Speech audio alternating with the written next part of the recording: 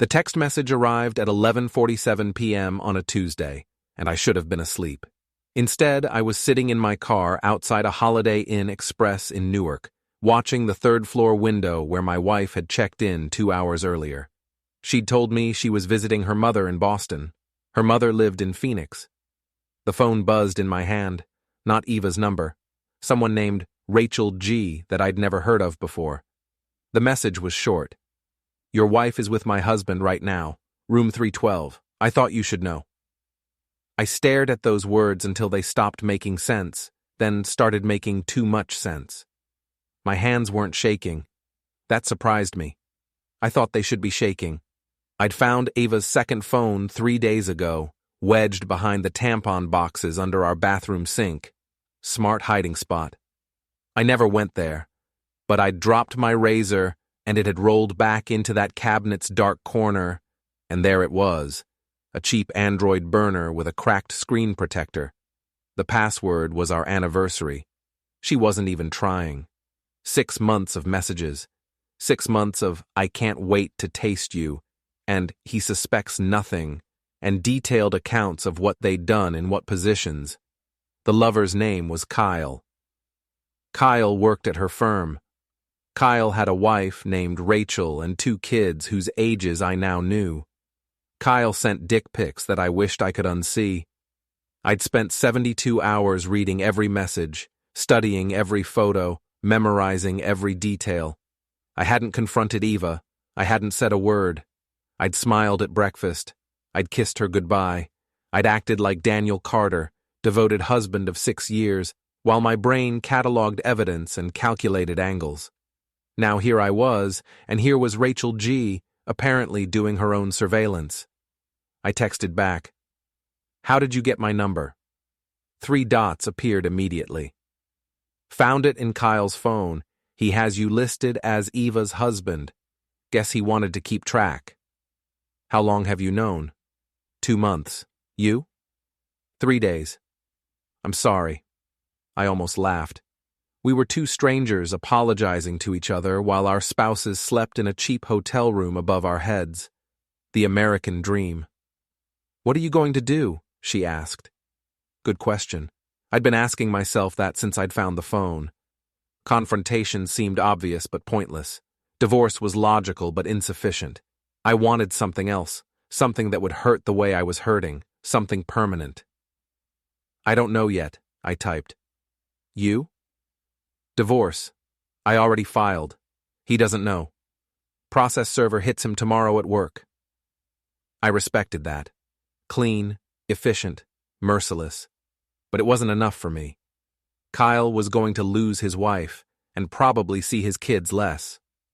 That was rough, sure, but he'd get weekends. He'd get to rebuild. He'd get another chance. I didn't want him to have another chance.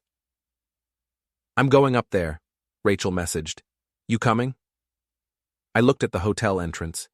The night clerk was watching something on his phone, not paying attention. The elevator bank was visible through the glass doors. It would be easy to walk in, take the stairs, knock on room 312. But that was the obvious move. That was what a normal person would do. Walk in, catch them, blow everything up in a spectacular confrontation that would satisfy nothing except the immediate need to scream. I'd spent 6 years in digital forensics before transitioning to cybersecurity consulting. I knew how to be patient. I knew how to gather information. I knew how to wait for the perfect moment to deliver the final blow. "No," I texted back. "Not tonight." "Seriously?" "Seriously. But keep in touch. I think we can help each other." A long pause. Then, "Okay, this is my real number. Use it." I saved the contact and pulled out of the parking lot. The drive home took 40 minutes. I spent it thinking about Kyle's face in the photos Eva had sent him. He had this smug expression, like he'd won something, like he'd beaten me. He hadn't won shit yet. Eva came home the next afternoon, smelling like hotel soap and another man. She kissed my cheek and told me Boston traffic had been terrible. Her mother sent her love. They'd had a nice dinner at that Italian place her mother liked. "How's Carol doing?" I asked. Good. Her hip's still bothering her, but she's managing.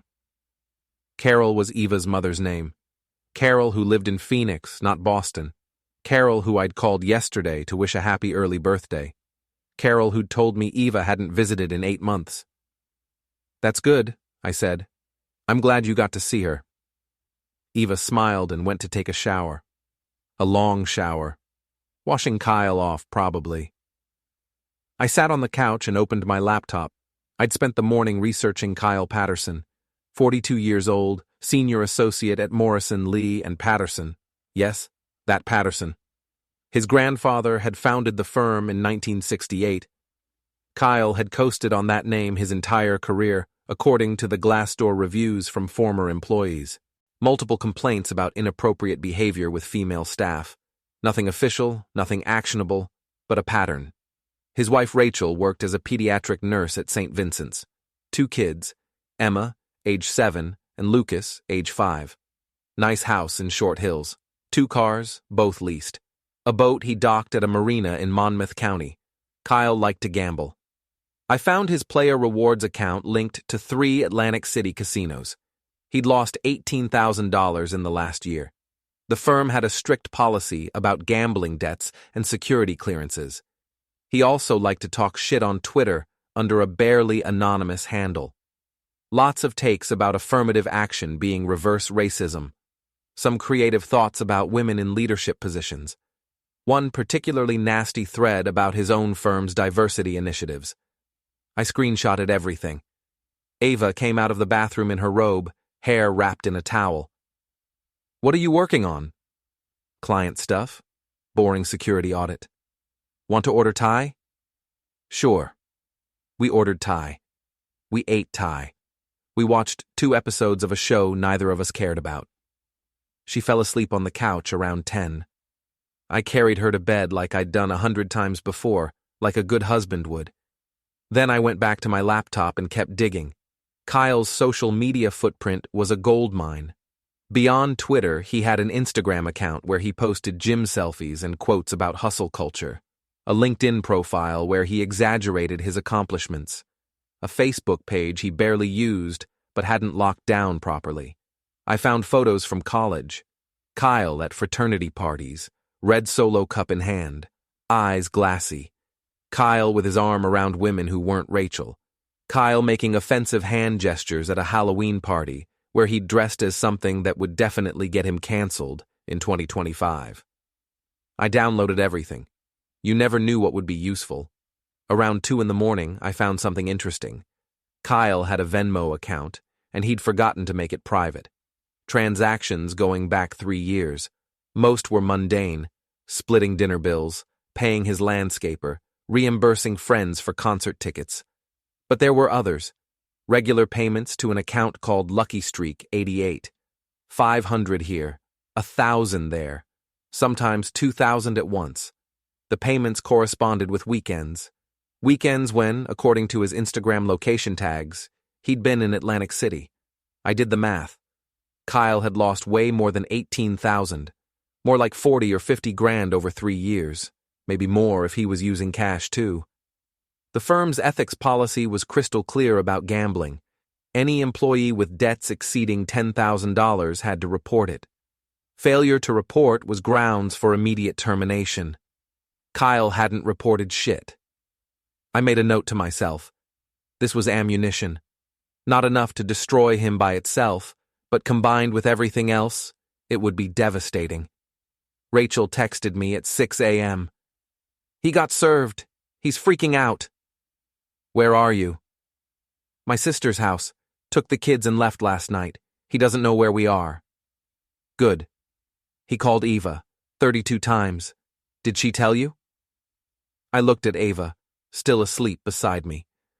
Her phone was on silent, face down on the nightstand. Not yet.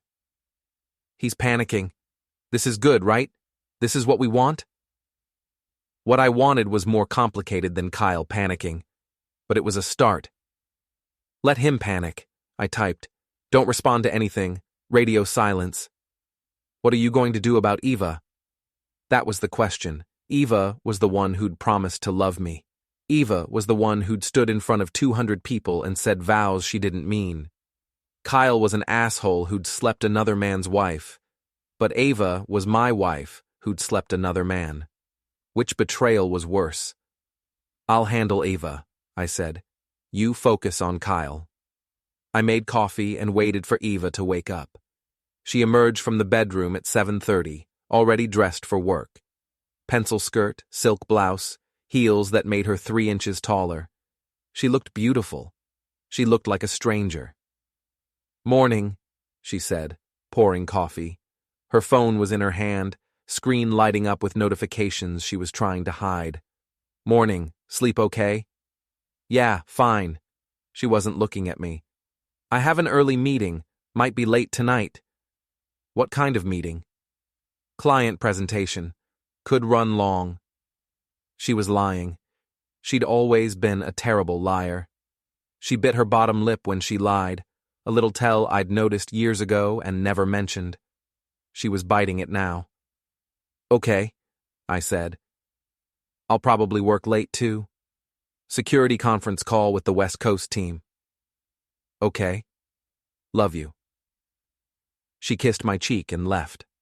I listened to her car pull out of the driveway, counted to 60, then checked the tracking app I'd installed on her real phone 2 days ago. She wasn't heading to her office. She was heading to a Starbucks on Broad Street, the one near Kyle's office. I got dressed and followed. The Starbucks was busy with the morning rush. I parked across the street and watched through my windshield. Eva arrived first, ordered something, and sat at a corner table facing the door. She kept checking her phone. Her leg bounced under the table. Kyle showed up 10 minutes later. He looked like hell. Wrinkled suit, stubble on his jaw, eyes red and puffy. He'd probably been up all night drinking or crying or both. They didn't hug.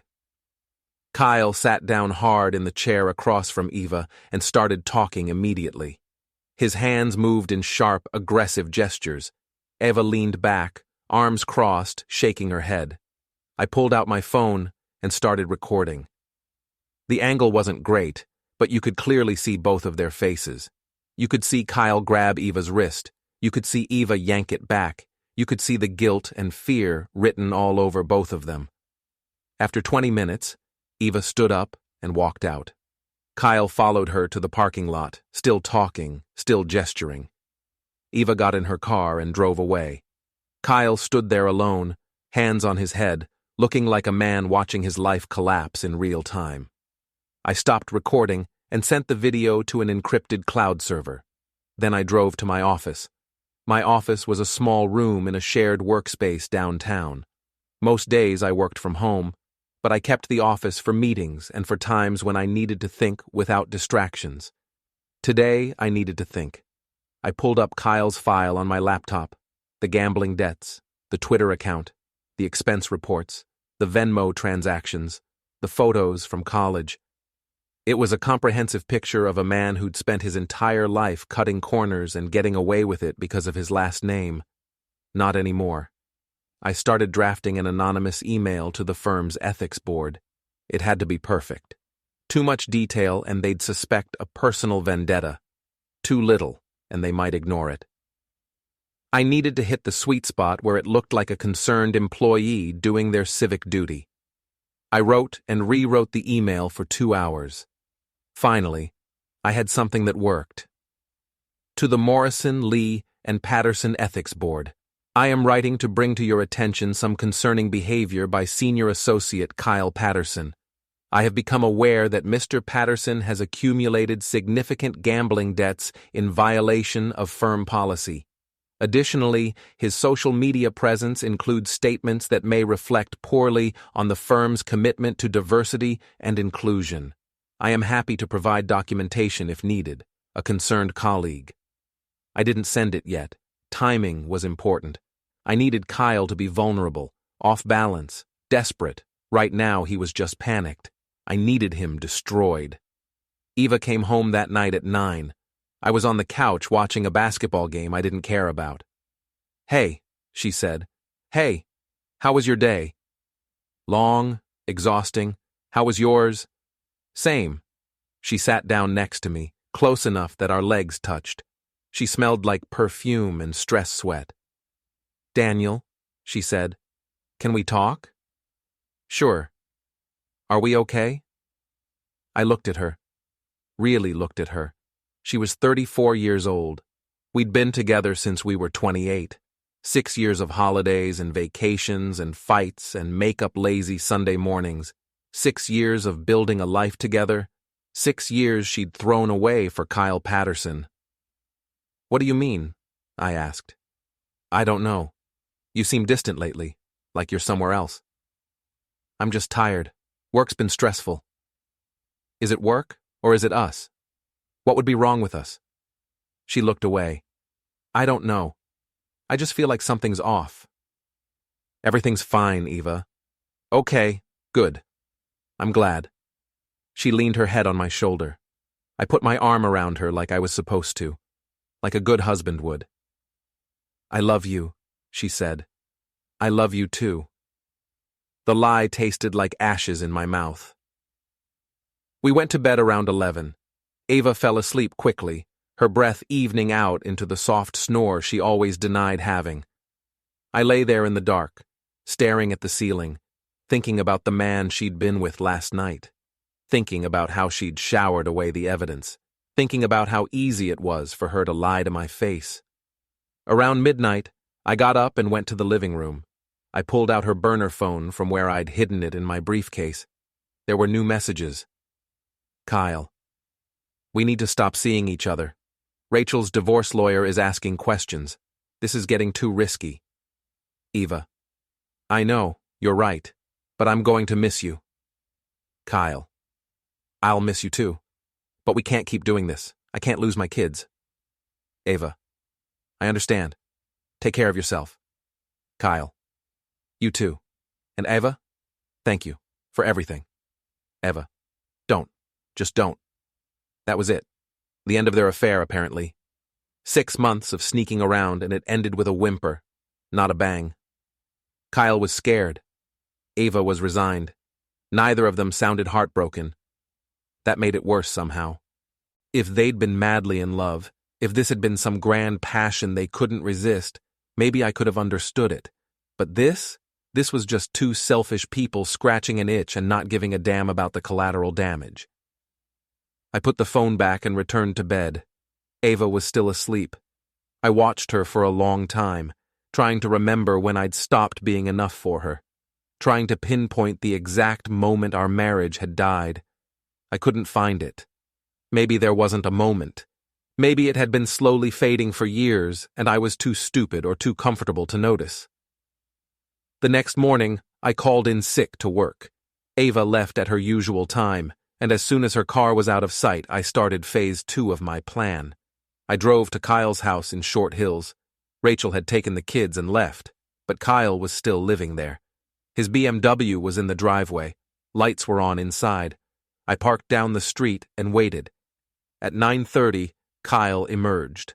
He was wearing sweatpants and a hoodie, looking nothing like the polished associate who worked at a prestigious law firm. He got in his car and drove off. I followed him. Kyle went to a diner on Route 22. He sat at the counter and ordered coffee. I sat in a booth behind him where he couldn't see me, but I could watch him in the mirror behind the counter. He looked broken. He kept checking his phone, then putting it down, then checking it again. His leg bounced constantly. He ordered food but barely touched it. After an hour, he paid and left. I followed him to a liquor store where he bought 2 bottles of whiskey, then to his office building where he sat in the parking lot for 20 minutes before driving away without going inside. He ended up at a casino in Atlantic City, the Borgata. He parked in the garage and went inside.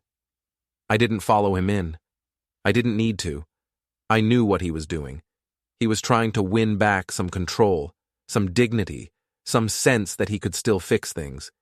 He was feeding his addiction because it was easier than facing reality. I sat in the parking garage and sent the email to the ethics board. Then I sent a second email, this one to the managing partners. It included screenshots of Kyle and Eva's text messages, the ones where they talked about work, where they discussed clients and cases and firm business, where they'd been indiscreet and unprofessional. Then I sent a third email, this one to Kyle's biggest client, a Fortune 500 company that brought in $2 million a year in billable hours. I posed as a concerned employee and suggested they might want to review their relationship with Morrison, Lee, and Patterson, given some concerning behavior by their primary contact. I didn't expect the client to drop the firm, but I expected them to ask questions. I expected the firm to have to explain themselves. I expected Kyle to be the scapegoat. By the time I drove home, the emails had already started creating chaos. Rachel texted me, "What did you do? Kyle just called me screaming about the firm. They're investigating him." "I don't know what you're talking about." "Don't lie to me, Daniel. We're on the same side, remember?" "Are we?" "What does that mean?" "It means I'm doing what needs to be done. You don't need to know the details.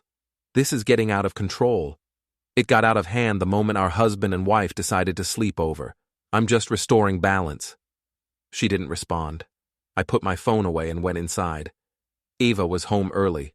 She was pacing in the kitchen, her phone pressed to her ear. When she saw me, her face went pale.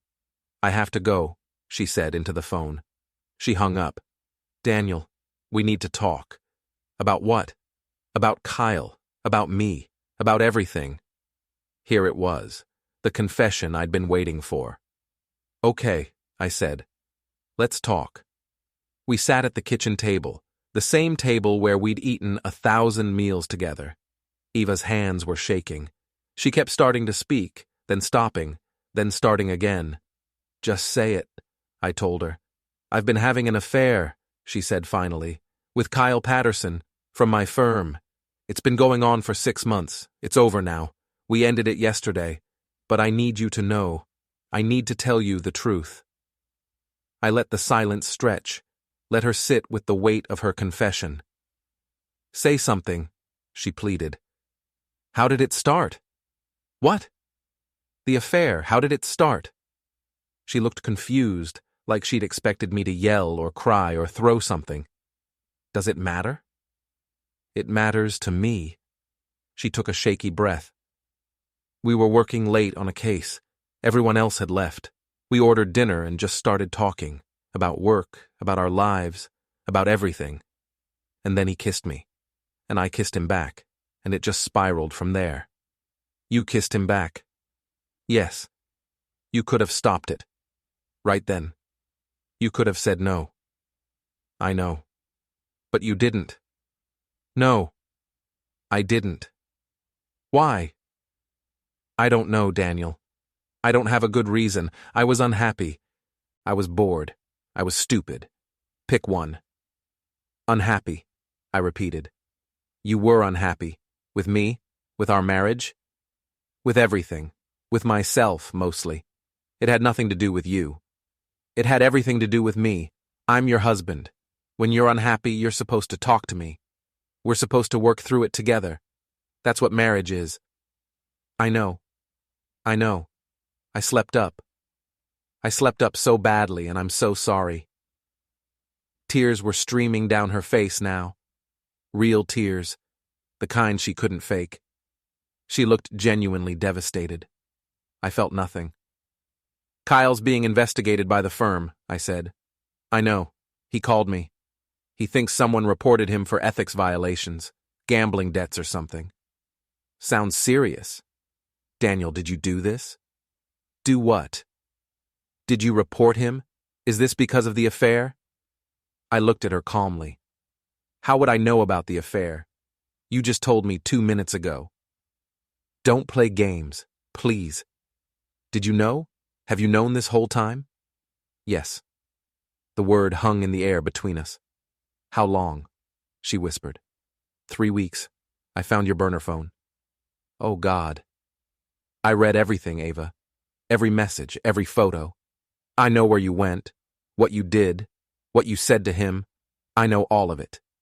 And you didn't say anything? You just let me keep lying to you?" "I wanted to see how far you'd go. Turns out pretty far." She stood up suddenly, her chair scraping against the floor. "So what now? You want a divorce? You want me to move out? What? I want you to suffer, I said calmly. The way I suffered. I want you to know what it feels like to lose everything that matters. I want you to understand that actions have consequences. What are you talking about? Kyle's not just being investigated for gambling debts. The firm also received evidence of his affair with you. Text messages, photos, documentation of how you both violated workplace conduct policies. Her face went white. No, you didn't. You're probably going to be fired, or at minimum passed over for partner. Your reputation at the firm is done. Everyone's going to know what you did. Daniel, please don't do this. I'll do anything. I'll quit. I'll go to therapy. I'll spend the rest of my life making this up to you. Just please don't destroy my career. I'm not ruining your career. You did that when you decided to sleep with a married colleague.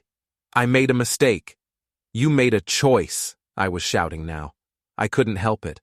All the rage I'd been holding back for weeks was pouring out. You chose him over me. You chose to lie. You chose to sneak around.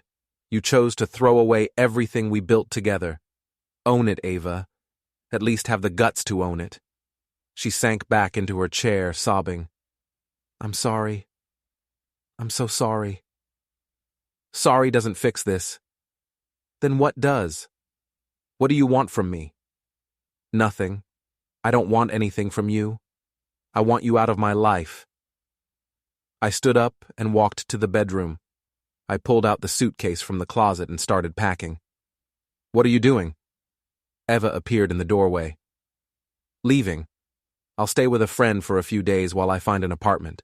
My lawyer will be in touch about the divorce. You already have a lawyer? I've had one for 2 weeks. Jesus Christ, Daniel. You really planned all of this.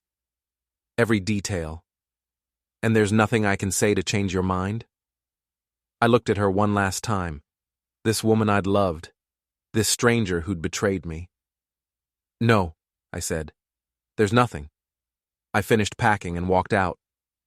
Eva didn't try to stop me. I stayed at a Holiday Inn near the office. Not the same one where Eva and Kyle had their meetings. A different one. Cleaner. Rachel called that night.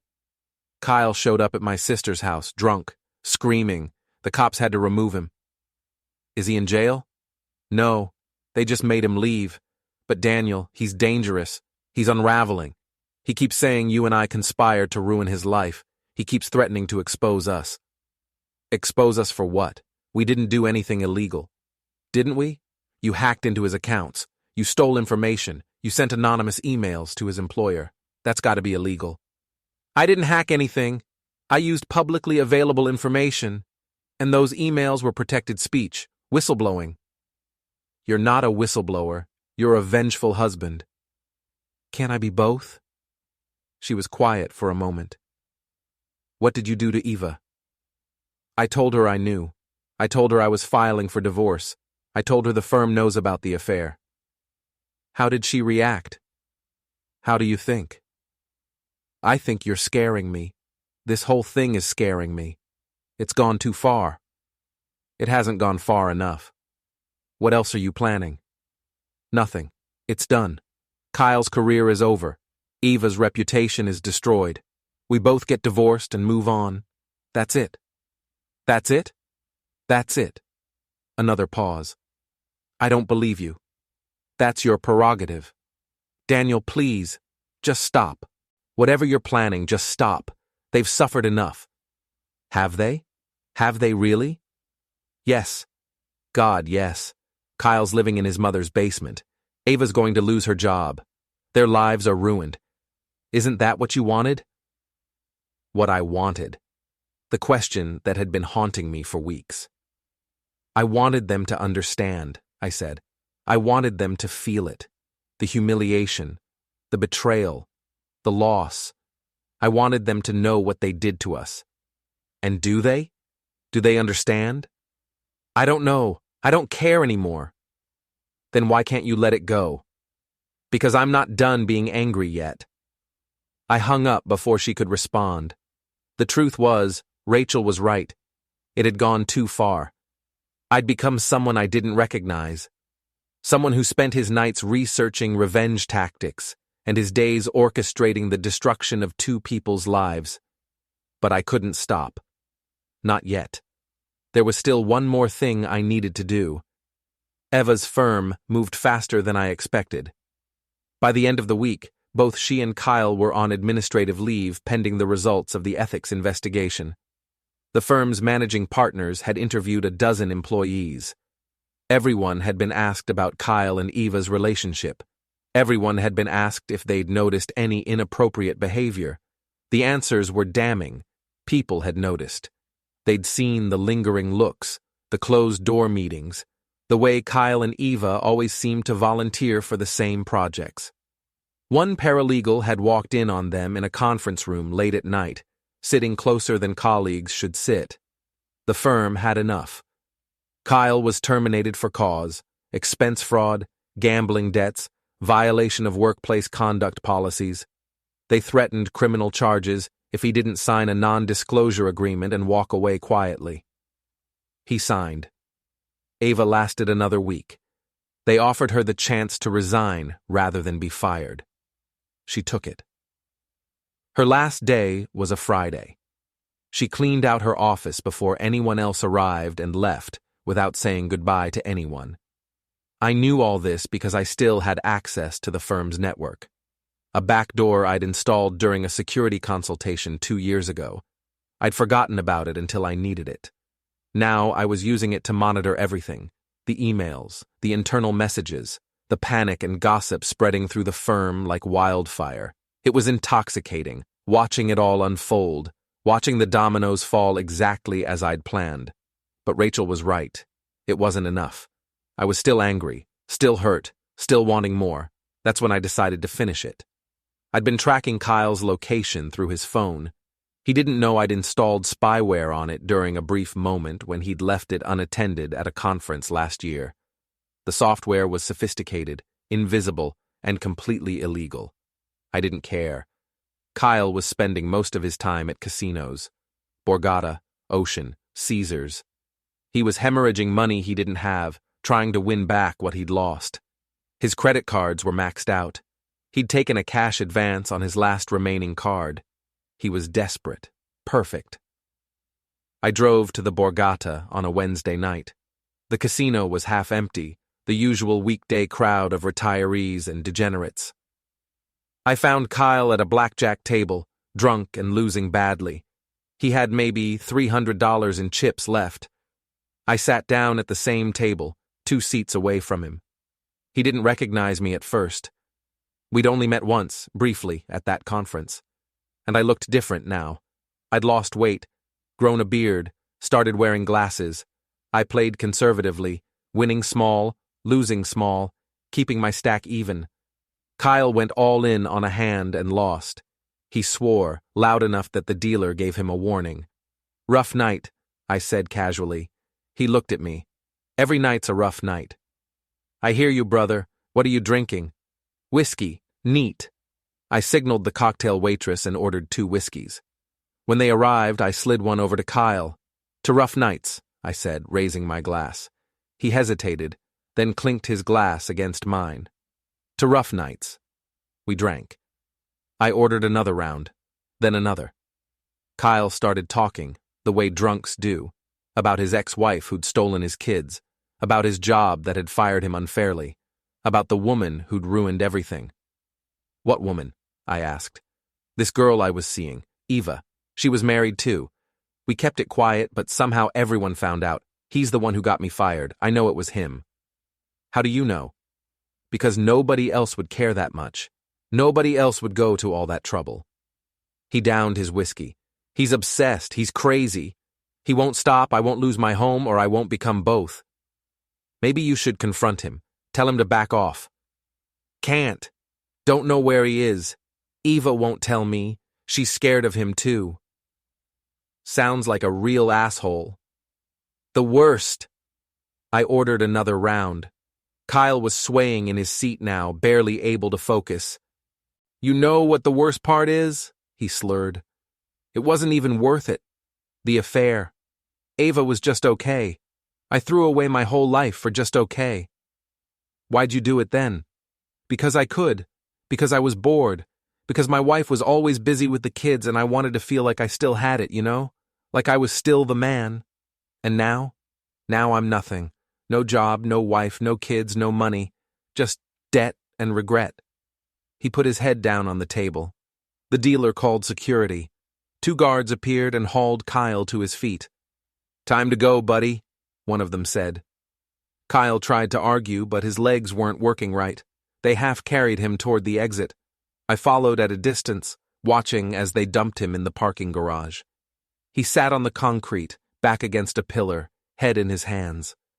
I stood in the shadows, watching him cry. This was it. This was the moment I'd been waiting for. Kyle Patterson, destroyed, broken, alone. I should have felt satisfied. I should have felt vindicated. Instead, I felt empty. I walked over to where Kyle was sitting. He looked up at me with bleary, confused eyes. "You," he said. "You're Eva's husband." "Yeah," I said. "I am." "You did this. You ruined me." "No, Kyle, you ruined yourself. I just made sure everyone knew about it." He tried to stand, stumbled, fell back down. "No, you're not. You're going to sit there and think about what you did. You're going to think about Rachel and Emma and Lucas. You're going to think about how you had everything and you threw it away for a cheap thrill. And then, if you have any decency left, you're going to figure out how to be a better man than you are right now." Kyle, you knew Eva was married. You knew I existed. You didn't care. You pursued her anyway because you're selfish and weak and you thought you could get away with it. Well, guess what? You didn't get away with it. Actions have consequences. Welcome to yours. I turned and walked away. Behind me, I heard Kyle sobbing. I didn't look back. Eva called me the next morning. I almost didn't answer, but curiosity won. "Hello." "Daniel, I need to see you. Can we meet somewhere?" "Why?" "Please, just for an hour. There's a coffee shop on Elm Street. I'll be there at noon." She hung up before I could refuse. I went. I don't know why. Maybe I wanted to see what she looked like now that her life had imploded. Maybe I wanted to hear what she had to say. She was already there when I arrived, sitting in the back corner with a cup of coffee she hadn't touched. She looked terrible. Dark circles under her eyes, hair pulled back in a messy ponytail, no makeup. She was wearing sweatpants and an old college sweatshirt I remembered buying her years ago. "Thanks for coming," she said when I sat down. "What do you want, Ava?" "I wanted to see you, to talk to you face to face. We have lawyers for that." "I don't care about the lawyers. I care about you, about us." "There is no us. Not anymore." She nodded slowly, like she'd expected that answer. "I know. I know it's over. I'm not here to beg you to take me back. I just need you to understand something." "Understand what?" "Why I did it. Why I threw everything away." "You already told me. You were unhappy. You were bored. You were stupid." "That's not the whole truth." She took a shaky breath. "The truth is, I was terrified." "Of what?" "Of this. Of us. Of spending the rest of my life in a marriage that felt more like a friendship than a romance. We stopped trying, Daniel. Both of us. We got comfortable and complacent, and we stopped seeing each other. I became invisible to you. You became invisible to me. We were just 2 people sharing an apartment and a last name. So you cheated. So I did something terrible to feel something, anything. Kyle made me feel wanted. He made me feel alive. He made me feel like I mattered. You mattered to me. Did I? When was the last time you looked at me the way you used to? When was the last time we made love with more than just movements? When was the last time we talked about anything that mattered?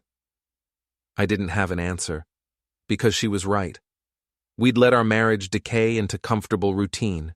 We'd stopped dating each other. We'd stopped trying. But that didn't excuse what she'd done.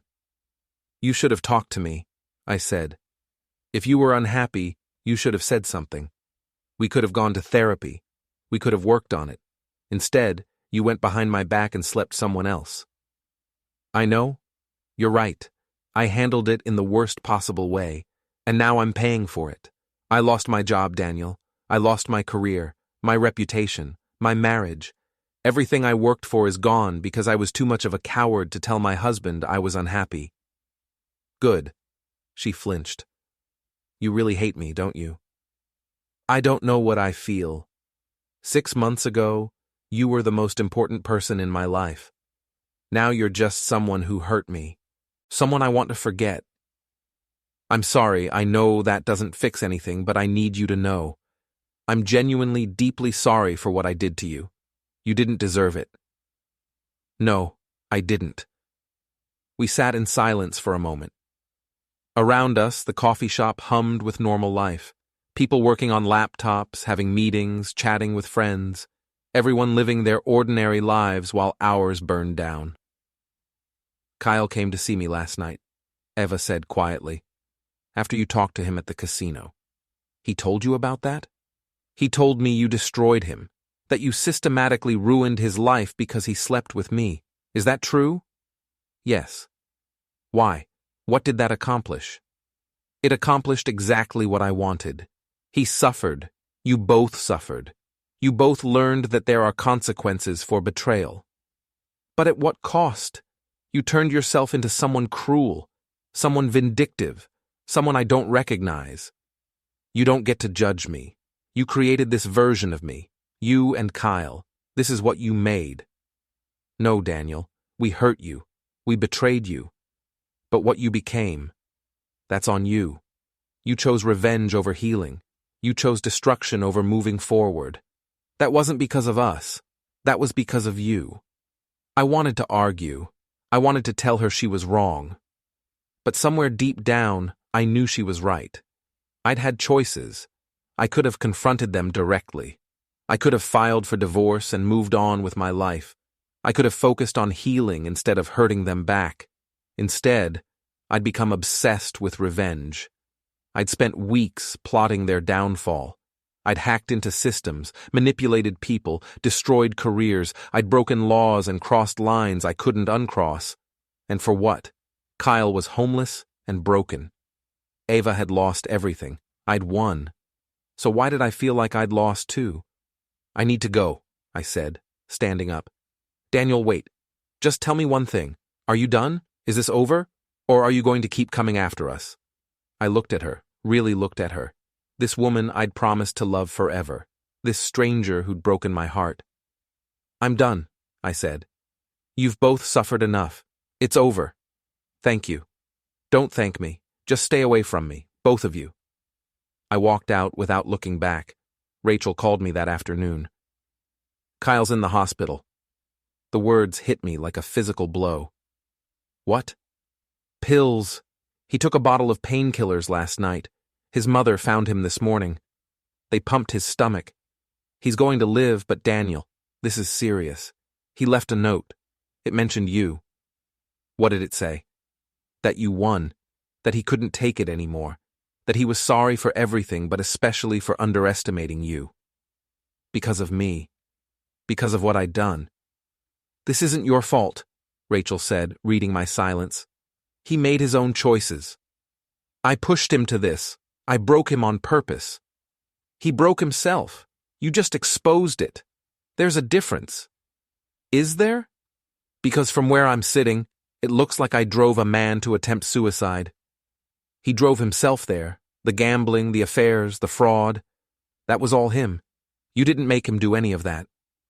But I made sure he lost everything because of it. I made sure there was no path forward for him. I backed him into a corner, and I'm surprised he tried to claw his way out. Rachel was quiet for a long moment. What do you want me to say, Daniel? That you went too far? Fine. You went too far. We both did. We wanted revenge, and we got it, and now we have to live with the consequences. Ava's pain is, mine is, your own is. We're all bleeding because of this, and I don't know how to make it stop. Neither do I. Then maybe it's time to let it end. No more plotting, no more revenge, no more destruction. We all just go our separate ways and try to heal. Okay. Okay? Okay. I'm done, I promise. It's over. Good, because I can't do this anymore. I can't be this person. I just want to focus on my kids and rebuild my life and forget any of this ever happened. Me too. Take care of yourself, Daniel. You too, Rachel. She hung up. I sat there in my hotel room staring at the wall, thinking about Kyle in a hospital bed, thinking about what I'd become. Eva was right. I'd turned into someone cruel, someone obsessed, someone who'd let his pain transform him into something ugly. I'd wanted them to suffer the way I'd suffered. Mission accomplished. But the suffering hadn't healed anything. It had just created more pain, more damage, more trauma that would ripple out for years. Kyle would recover physically, but he'd be scarred. Eva would find another job eventually, but she'd always carry the shame. Rachel and her kids would heal, but they'd been through hell. And me? I'd gotten my revenge, but I'd lost something in the process, some essential part of myself that I didn't know how to get back. The divorce was finalized 3 months later. Eva got the apartment. I got the car and most of our savings. We split everything else down the middle. It was civil and businesslike and completely devoid of emotion. I didn't see her at the final hearing. Our lawyers handled everything. I signed the papers at my attorney's office, she signed them at hers, and just like that, 6 years of marriage were dissolved. I moved to Jersey City, into a one-bedroom apartment with a view of the Manhattan skyline. It was smaller than the place I'd shared with Ava, but it was mine. Only mine. I changed jobs, too. The security consulting work had lost its appeal. I didn't want to spend my days finding vulnerabilities in systems anymore. I'd spent too much time exploiting vulnerabilities in people. I took a job as a software developer for a nonprofit that built educational tools for underprivileged kids. It paid less, but it felt cleaner somehow, like I was building something instead of tearing things down.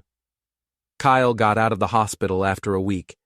He went to rehab for his gambling addiction, then to his mother's house in Pennsylvania, where he started rebuilding his life.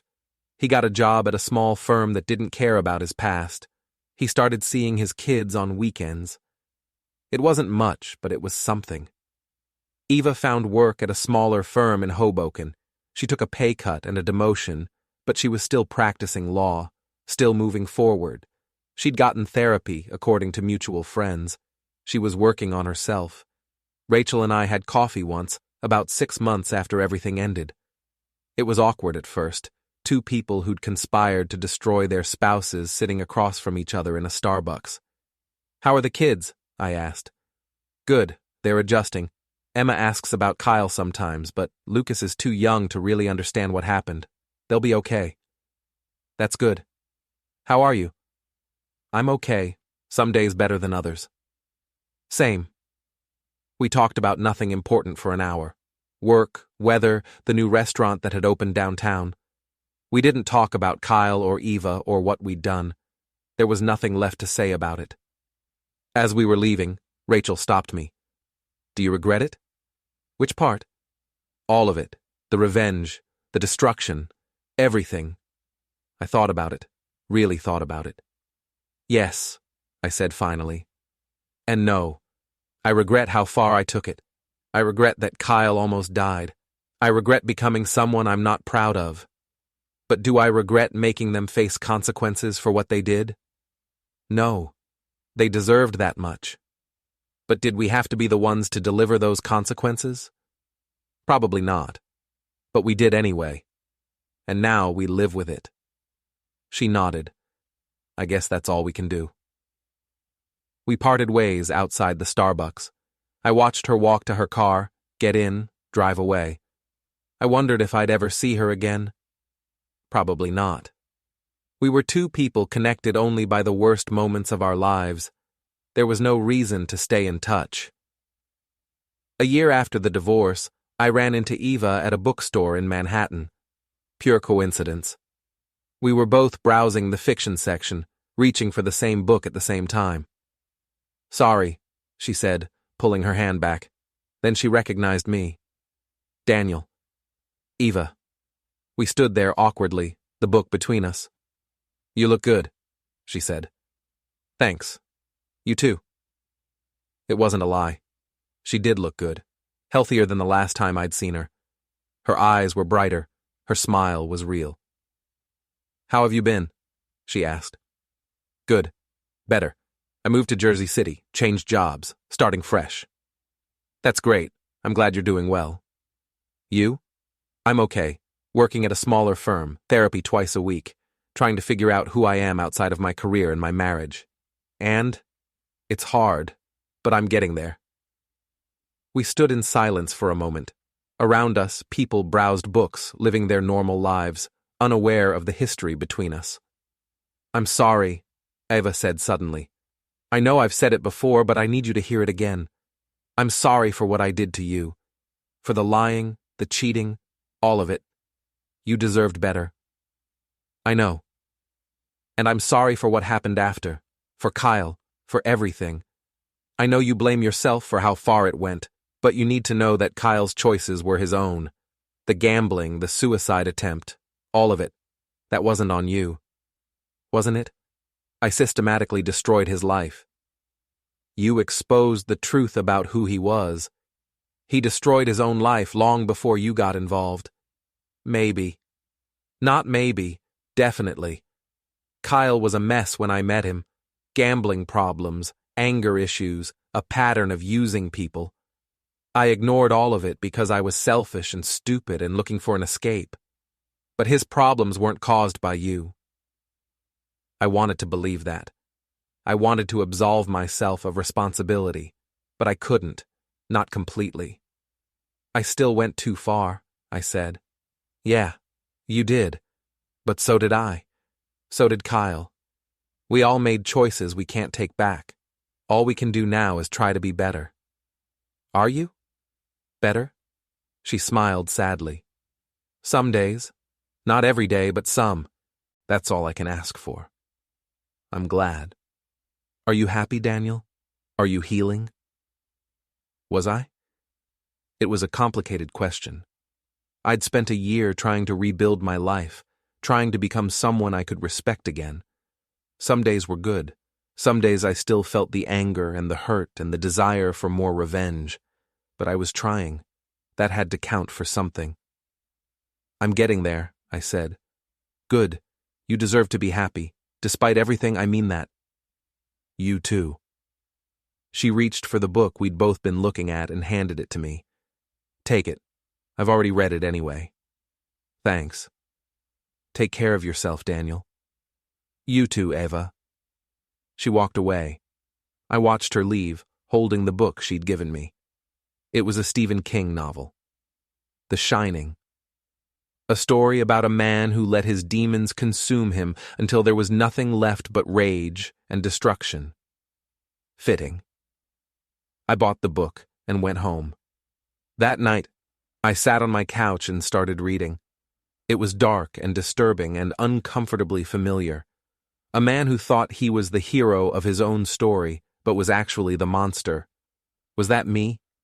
Had I become the monster in my own narrative? Maybe. Probably.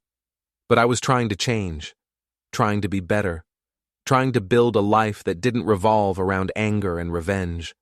It was hard. Some days it felt impossible, but I kept trying. 2 years after the divorce, I met someone new. Her name was Lauren.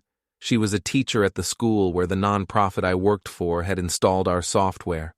We met at a training session. She made a joke about technology being the enemy of education. I laughed. She smiled. We went for coffee, then dinner, then more dinners. 3 months later, we were dating. Lauren didn't know about Eva or Kyle or any of it. She knew I'd been married and divorced, but I didn't give her details. I told her it hadn't worked out, that we'd grown apart, that we'd both moved on. It wasn't exactly a lie, but it wasn't the whole truth either. 6 months into our relationship, Lauren asked me about it. We were having dinner at her apartment, drinking wine, comfortable with each other. Can I ask you something personal? She said. Sure. Your ex-wife. What happened? You never talk about it. I took a long drink of wine, buying time. She cheated on me. I found out. We got divorced, that's the summary. That must have been hard. It was. How did you find out? Found a phone she was hiding. Read the messages. God, that's awful, I'm sorry. It was a long time ago. Did you love her? Like really love her? Yes, at one point. By the end, I don't know. Maybe we'd already fallen out of love and neither of us wanted to admit it. Lauren nodded thoughtfully. My ex cheated too. Well, sort of. We were on a break, but I didn't know we were on a break. He did. He slept with someone else and then acted like I was crazy for being upset. What did you do? I keyed his car and slashed his tires. I laughed. Seriously? Seriously. I was 23 and stupid and hurt. I'm not proud of it, but yeah, I did it. Did you feel better after? For about 10 minutes. Then I just felt stupid. Revenge doesn't actually fix anything. It just makes you feel like you're doing something when really you're just making everything worse. She had no idea how right she was. What about you? She asked. Did you do anything? Get revenge on your ex? I hesitated. This was the moment. I could lie, keep the secret, pretend I was just a normal guy who'd been cheated on and moved forward like an adult. Or I could tell the truth. Yeah, I said. I did. What did you do? A lot of things. Bad things. Things I'm not proud of. Like what? I told her. Not everything, but enough. The anonymous emails, the evidence I'd gathered, the systematic destruction of Kyle's career, the way I'd manipulated events to make sure both Kyle and Eva lost everything. I didn't tell her about the hacking or the spyware or the illegal parts, but I told her enough that she'd understand who I'd been 2 years ago. When I finished, Lauren was quiet for a long time. Say something, I said. That's intense. I know. Did it help? Did destroying them make you feel better? No. It made me feel worse. It turned me into someone I didn't recognize, someone cruel and obsessed and vindictive. It took me a long time to come back from that. But you did come back? I'm trying to. Every day. I'm trying to be better than I was. Lauren studied me carefully. Are you still that person? The one who'd do all that? No, I don't think so. I hope not. You hope not? I can't promise I'll never be angry again. I can't promise I'll never want revenge if someone hurts me, but I can promise I'll try to handle it better. I'll try to be the person I want to be instead of the person my pain makes me. She nodded slowly. Okay. Okay? Okay. I appreciate you being honest with me. That took guts. You're not going to break up with me? Should I? I don't know. Some people would. I'm not some people. And you're not that person anymore. At least, I don't think you are. Are you? No, I'm not. Then we're good. She leaned over and kissed me. I kissed her back, grateful and relieved, and still a little scared that she'd change her mind. But she didn't. We kept dating. We moved in together a year later. We got engaged a year after that. Epilogue. I never saw Eva again after that day in the bookstore. I heard through mutual friends that she'd gotten married to someone new, a lawyer at her firm. They had a baby. She was happy, apparently. Kyle moved to Pennsylvania permanently. He remarried too, according to Rachel, a woman he'd met in his gambling addiction support group. They were taking it slow, but it seemed healthy. Rachel and I exchanged Christmas cards for a few years, then stopped. We'd served our purpose in each other's lives. There was no reason to stay connected. I thought about them sometimes. Eva, Kyle, Rachel, the people who'd been tangled up in the worst period of my life. I wondered if they thought about me, if they regretted what they'd done, if they'd forgiven me for what I'd done. Probably not. That was okay. I wasn't sure I'd forgiven myself, but I was learning to live with it. The guilt, the regret, the knowledge that I'd become someone terrible for a while. I was learning that people contain multitudes, that you can do terrible things and still be a good person. That redemption isn't about erasing your past. It's about building a better future. Lauren knew all my secrets now.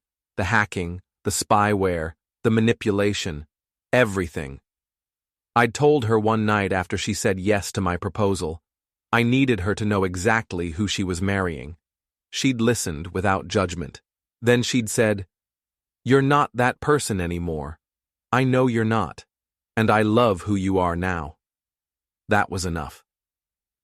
On our wedding day, standing at the altar, watching Lauren walk down the aisle, I thought about Eva, about our wedding 6 years ago, about how I'd promised to love her forever and meant it.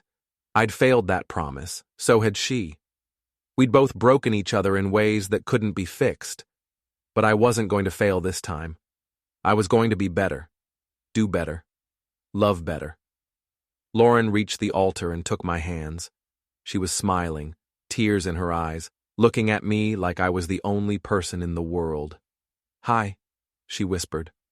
"Hi," I whispered back. The officiant started talking.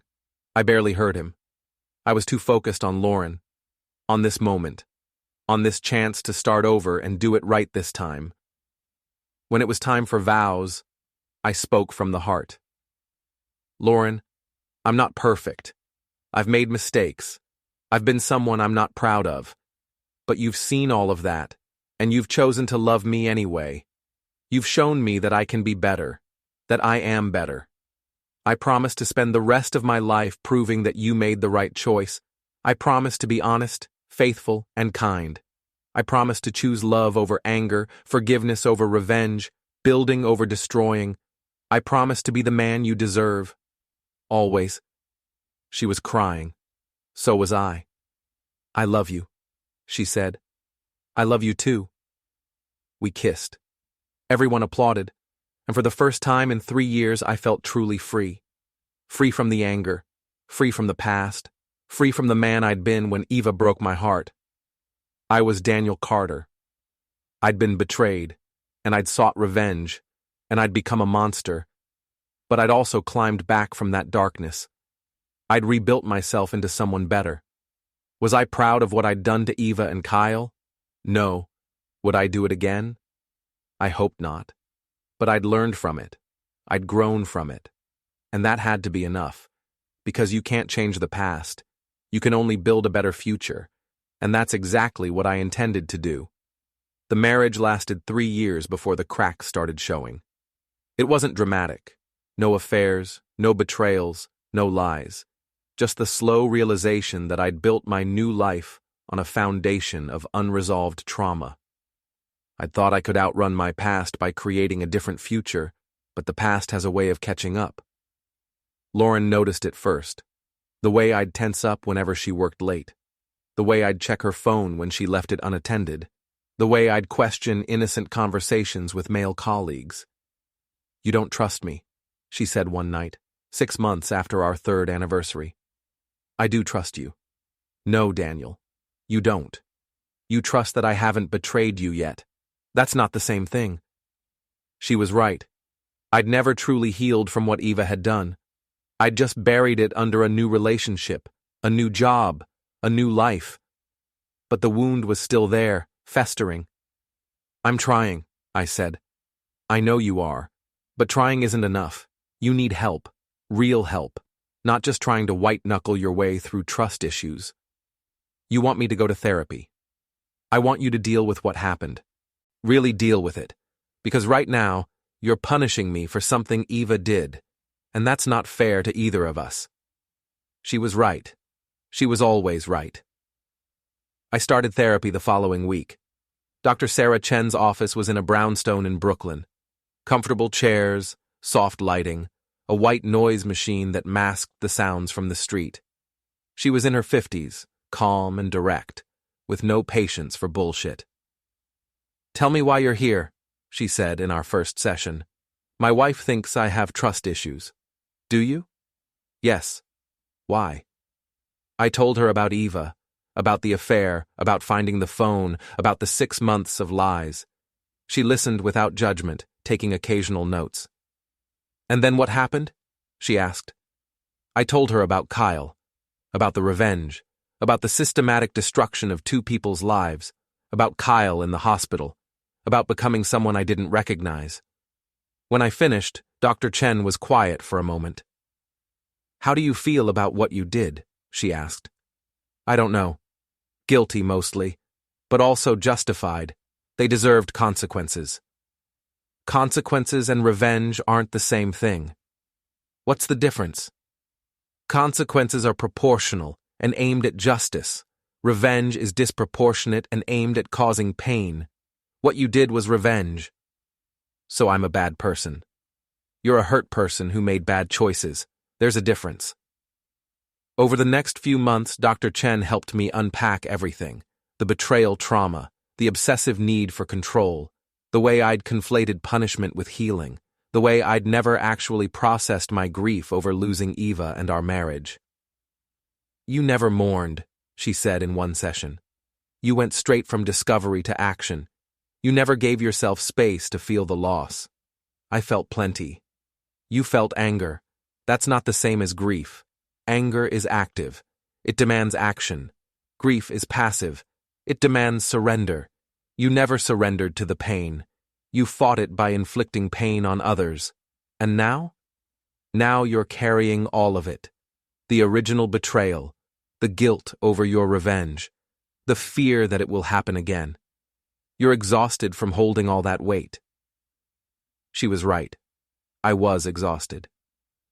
"What do I do?" I asked. "You forgive yourself. And you forgive Eva." "I can't forgive her." "Why not?" "Because she doesn't deserve it."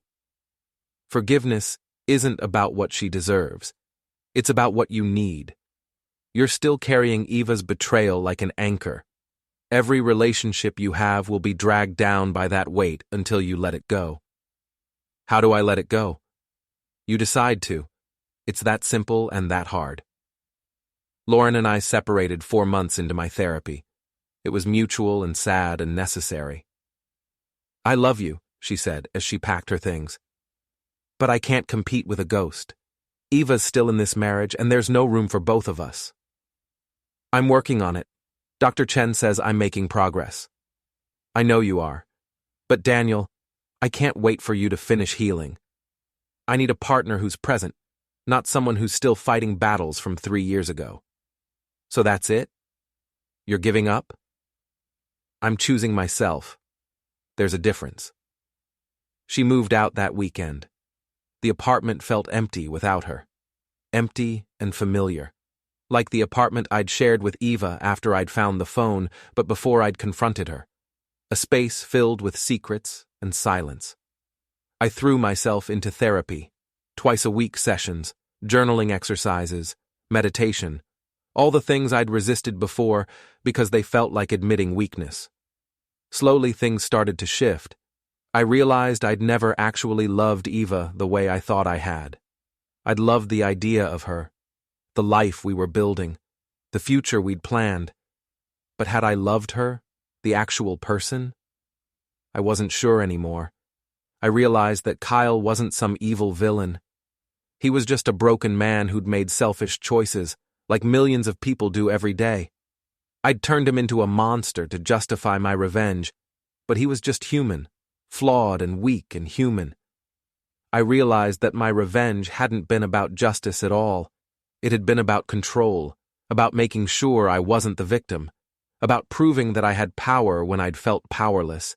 And I realized that I'd been so focused on punishing Eva and Kyle that I'd never actually dealt with my own role in the marriage's failure. The complacency, the lack of communication, the way I'd taken her for granted. It wasn't an excuse for what she'd done, but it was context. And context mattered. 6 months after Lauren left, I did something I'd sworn I'd never do. I reached out to Eva. I didn't have her current contact information, but mutual friends still existed. I sent a message through an old college friend who'd stayed in touch with both of us. "Can you ask Eva if she'd be willing to meet with me? Just coffee, just to talk. Tell her I'm not angry anymore. I just need to say some things." The friend messaged back 2 days later. She said yes. She wants to meet too. Here's her number. We met at a neutral coffee shop in Montclair. Neither of our territories, neither of our memories. Eva arrived first. I saw her through the window as I approached. She looked different. Older, but in a good way. More settled. More at peace. "Daniel," she said when I sat down, "you look good." "Thanks. So do you." "I was surprised when you reached out." "I was surprised I did it too." We ordered coffee, made small talk, danced around the reason we were there. Finally, Eva broke the silence. "Why did you want to meet?" "I'm in therapy, working through everything that happened, and my therapist suggested I try to get some closure, face to face." "Okay. What do you need?" "I need to understand, not what you did or why you did it. I've made peace with that. I need to understand what I did, the revenge, the way I destroyed Kyle, the way I tried to destroy you. I need to hear from you what that was like, because I've spent 3 years telling myself my version of the story, and I need to hear yours." Eva took a long sip of her coffee. "That's a lot to ask." "I know, and if you can't do it, I understand, but I'm asking." She studied me for a long moment. Then she started talking. "When you left that day, after you told me the firm knew about the affair, I thought my life was over. I thought I'd lose my job, my reputation, my marriage, everything, and I did. I lost all of it." "I know. But the worst part wasn't losing those things. It was realizing that the person I'd loved and trusted had deliberately set out to hurt me, that you'd spent weeks planning my destruction, that you'd been so calm and cold about it. That scared me more than anything. I'm sorry. Let me finish. For a while I hated you. I thought you were a monster. I thought what you did was unforgivable. But then I got therapy too, and I started to understand that I'd created that monster. I'd hurt you so badly that you'd transformed into someone capable of doing what you did. And that was on me. It wasn't just on you. I made choices. We both made choices. Mine came first. Yours came after. But Daniel, what you did to Kyle almost destroyed him. You know that, right? He tried to commit suicide because of what you did." "I know.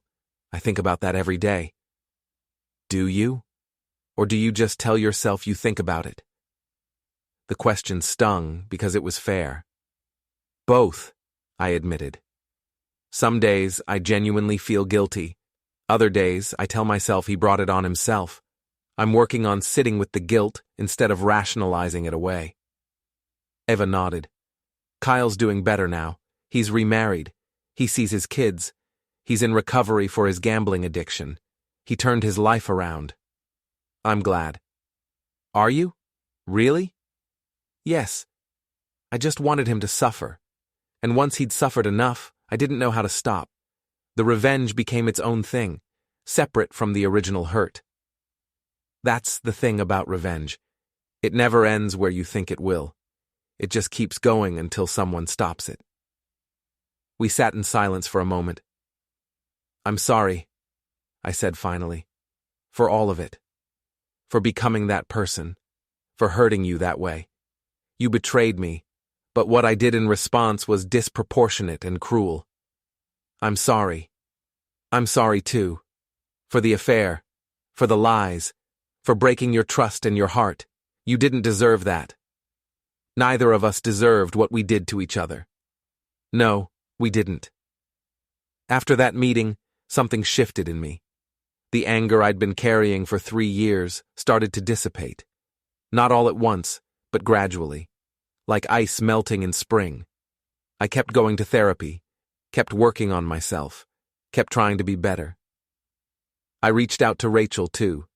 We met for coffee, similar to my meeting with Eva.